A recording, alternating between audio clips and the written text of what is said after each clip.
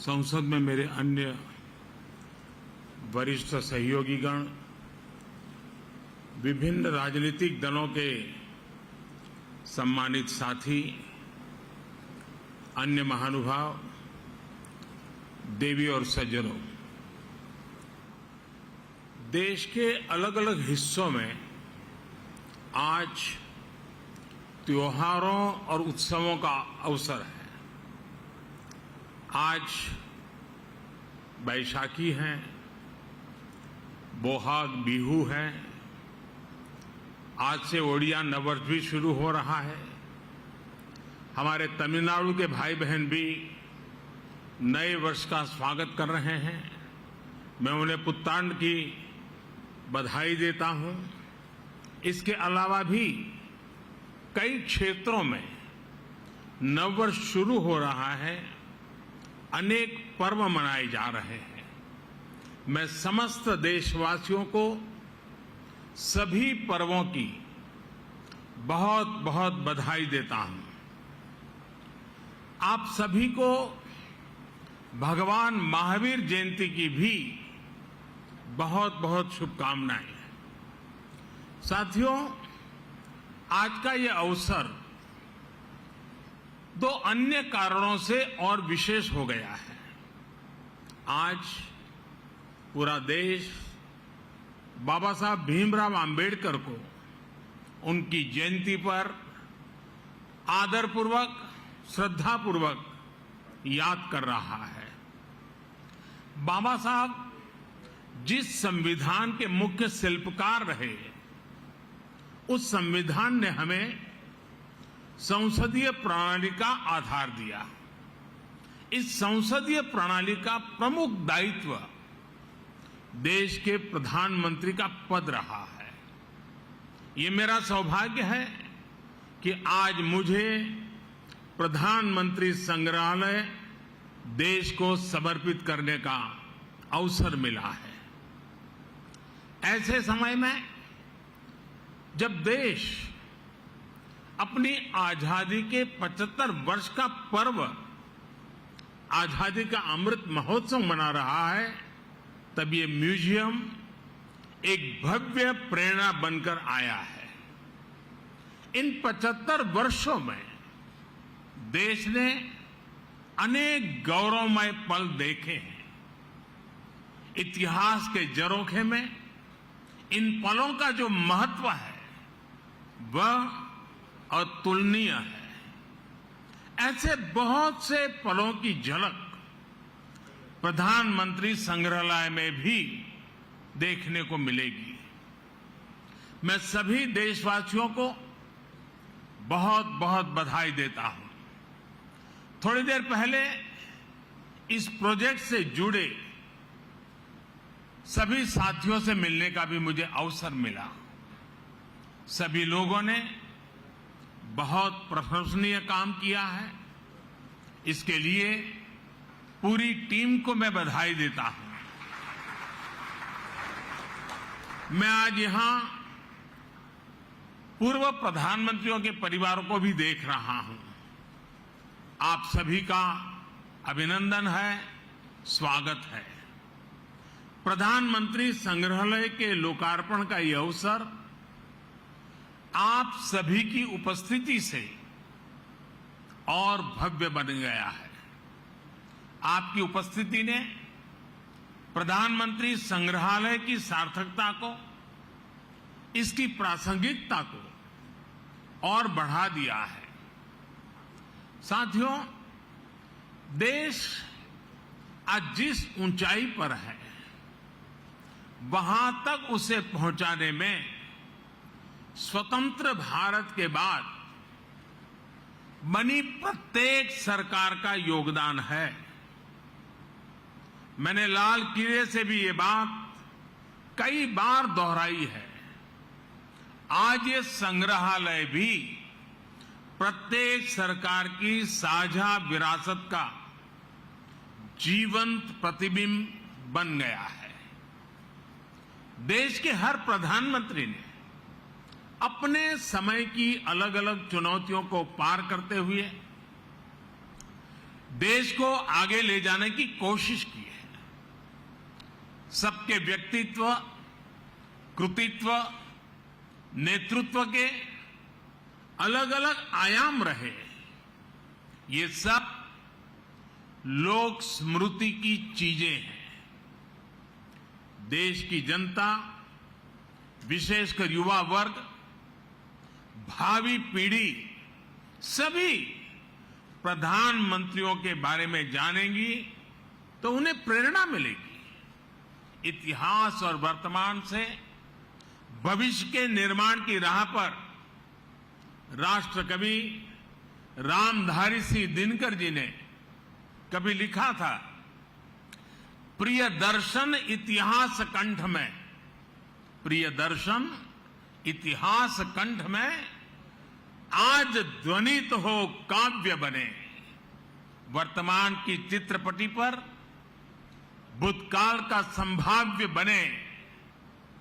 भाव ये कि हमारी सांस्कृतिक चेतना में जो गौरवशाली अतीत समाहित है वो काव्य में बदलकर गूंजे। इस देश का संपन्न इतिहास हम वर्तमान पटल पर भी संभव कर सकें।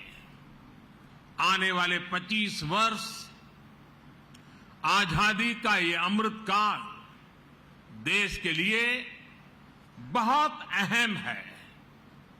मुझे विश्वास है कि ये नवनिर्मित प्रधानमंत्री संग्रहालय भविष्य के निर्माण का भी एक ऊर्जा केंद्र बनेगा। अलग अलग दौर में लीडरशिप की क्या चुनौतियां रही, कैसे उनसे निपटा गया, इसको लेकर भी भावी पीढ़ी के लिए ये एक बड़ी प्रेरणा का माध्यम बनेगा। यहां प्रधानमंत्रियों से संबंधित दुर्लभ तस्वीरें, भाषण, साक्षात्कार, मूल लेखन जैसी स्मरणीय वस्तुएं रखी गई हैं। साथियों, सार्वजनिक जीवन में जो लोग उच्च पदों पर रहते हैं, जब हम उनके जीवन पर दृष्टि डालते हैं तो ये भी एक तरह से इतिहास का अवलोकन करना ही होता है। उनके जीवन की घटनाएं, उनके सामने आई चुनौतियां, उनके फैसले बहुत कुछ सिखाते हैं। यानी एक तरह से उनका जीवन चल रहा होता है और साथ साथ इतिहास का निर्माण भी होता चलता है। इस जीवन को पढ़ना इतिहास के अध्ययन की तरह है।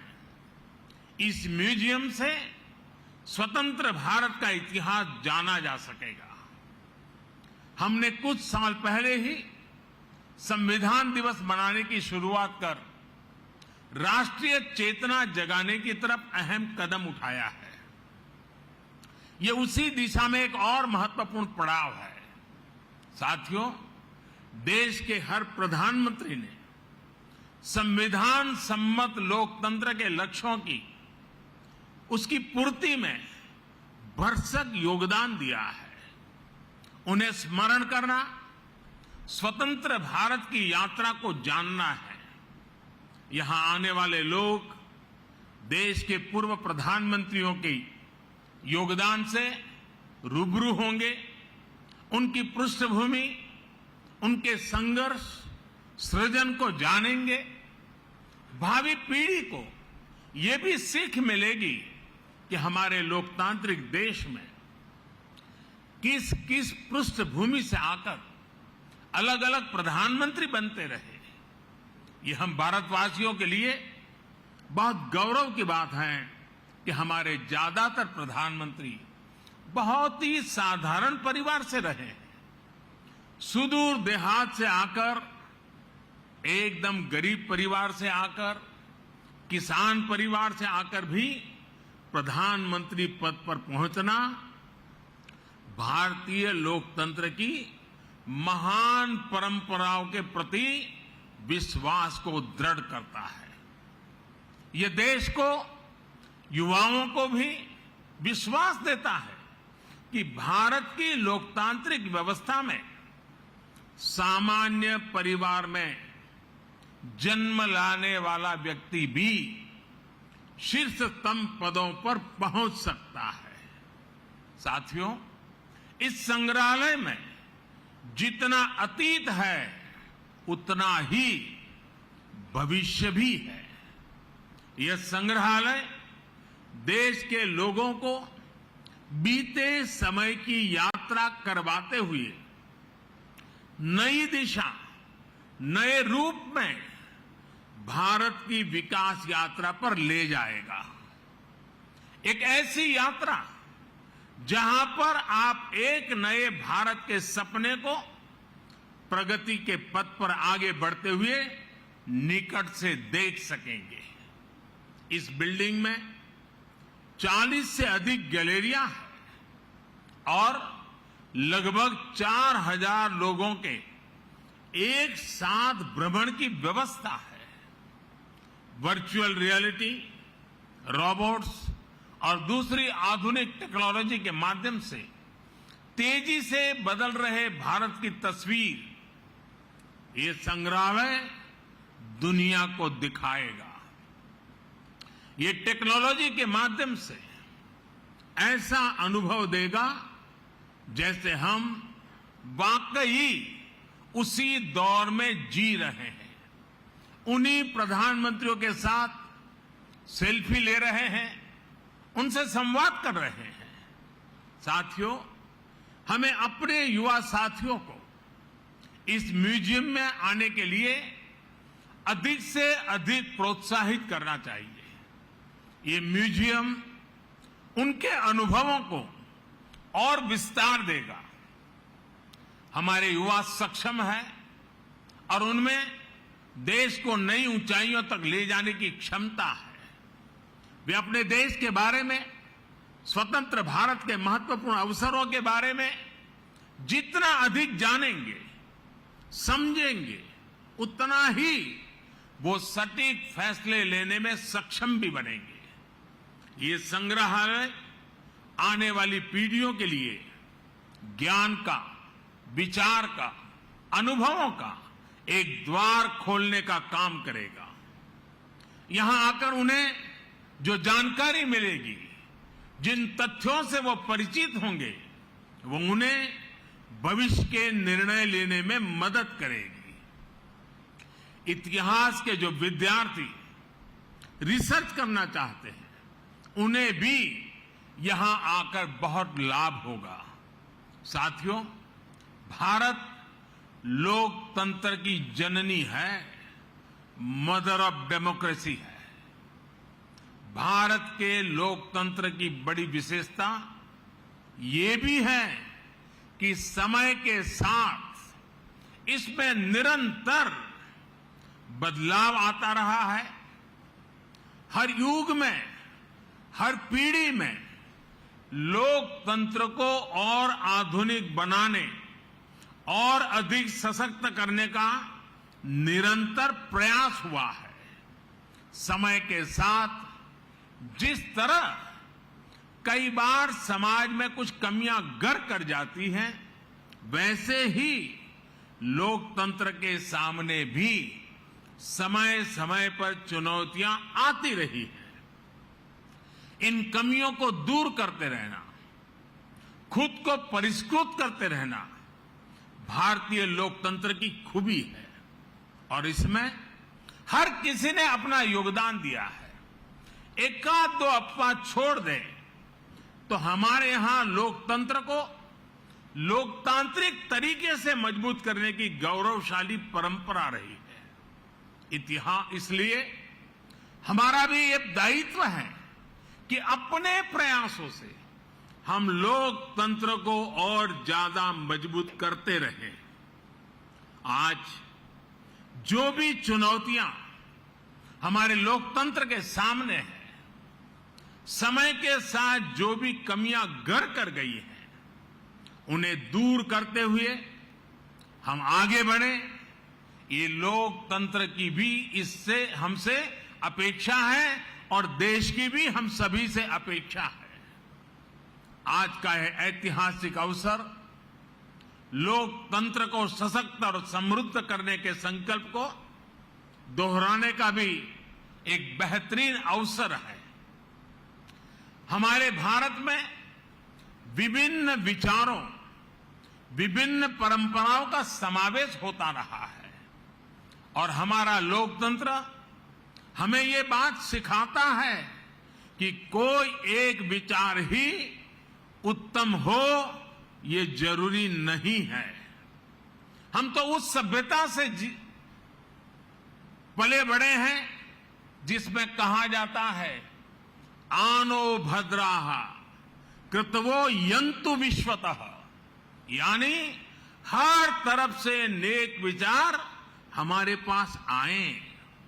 हमारा लोकतंत्र हमें प्रेरणा देता है नवीनता को स्वीकारने की, नए विचारों को स्वीकारने की। प्रधानमंत्री संग्रहालय में आने वाले लोगों को लोकतंत्र की इस ताकत के भी दर्शन होंगे। विचारों को लेकर सहमति, असहमति हो सकती है, अलग अलग राजनीतिक धाराएं हो सकती हैं, लेकिन लोकतंत्र में सबका ध्येय एक ही होता है, देश का विकास। इसलिए ये म्यूजियम सिर्फ प्रधानमंत्रियों की उपलब्धियां, उनके योगदान तक सीमित नहीं है।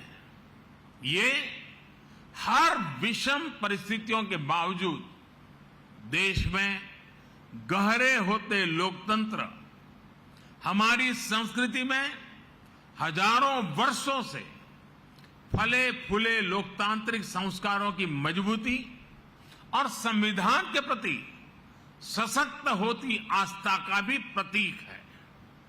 साथियों, अपनी विरासत को सहेजना, उसे भावी पीढ़ी तक पहुंचाना प्रत्येक राष्ट्र का दायित्व होता है। अपने स्वतंत्रता आंदोलन, अपने सांस्कृतिक वैभव के तमाम प्रेरक प्रसंगों और प्रेरक व्यक्तित्वों को सामने, जनता जनार्दन के सामने लाने के लिए हमारी सरकार निरंतर काम कर रही है। देश से चोरी हुई मूर्तियां और कलाकृतियों को वापस लाना हो, पुराने म्यूजियम का पुनर्निर्माण हो, नए संग्रहालय बनाना हो, एक बहुत बड़ा अभियान बीते 7-8 वर्षों से लगातार जारी है। और इन प्रयासों के पीछे एक और बड़ा मकसद है। जब हमारी नौजवान पीढ़ी ये जीवन प्रतीक देखती है तो उसे तथ्य का भी बोध होता है और सत्य का भी बोध होता है। जब कोई जलियांवाला बाग स्मारक को देखता है तो उसे उस आजादी के महत्व का पता चलता है जिसका वो आज आनंद ले रहा है। जब कोई आदिवासी स्वतंत्रता सेनानी संग्रहालय देखता है तो उन्हें पता चलता है कि आजादी के लड़ाई में दूर सुदूर जंगलों में रहने वाले हमारे आदिवासी भाई बहनों ने कैसे हर क्षेत्र का योगदान रहा, हर वर्ग ने अपना सर्वस्व न्योछावर किया। जब कोई क्रांतिकारियों पर बने संग्रहालय को देखता है तो उन्हें एहसास होता है कि देश के लिए बलिदान होने का मतलब क्या होता है। यह हमारी सरकार का सौभाग्य है कि हां, दिल्ली में हमने बाबा साहब की महापरिनिर्वाण स्थली अलीपुर रोड पर बाबा साहब मेमोरियल का निर्माण करवाया है। बाबा साहब आंबेडकर के जो पंच तीर्थ विकसित किए गए हैं वो सामाजिक न्याय और अटूट राष्ट्र निष्ठा के लिए प्रेरणा के केंद्र है। साथियों, यह प्रधानमंत्री संग्रहालय भी लोगों द्वारा चुने गए प्रधानमंत्रियों की विरासत को प्रदर्शित करके सबका प्रयास की भावना का उत्सव मनाता है। इसका जो लोगो है उस पर भी आप सबका जरूर ध्यान होगा। प्रधानमंत्री संग्रहालय का लोगो कुछ इस तरह का है कि उसमें कोटि कोटि भारतीयों के हाथ चक्र को थामे हुए हैं। ये चक्र 24 घंटे निरंतरता का प्रतीक है, समृद्धि के संकल्प के लिए परिश्रम का प्रतीक है। यही वो प्रण है, यही तो वो चेतना है, यही वो ताकत है जो आने वाले 25 वर्षों में भारत के विकास को परिभाषित करने वाली है। साथियों, भारत के इतिहास की महानता से, भारत के समृद्धि काल से हम सभी परिचित रहे हैं। हमें इसका हमेशा बहुत गर्व भी रहा है। भारत की विरासत से और भारत के वर्तमान से विश्व सही रूप में परिचित हो, ये भी उतना ही आवश्यक है। आज जब एक नया वर्ल्ड ऑर्डर उभर रहा है, विश्व भारत को एक आशा और विश्वास भरी नजरों से देख रहा है, तो भारत को भी हर पल नई ऊंचाई पर पहुंचने के लिए अपने प्रयास बढ़ाने होंगे।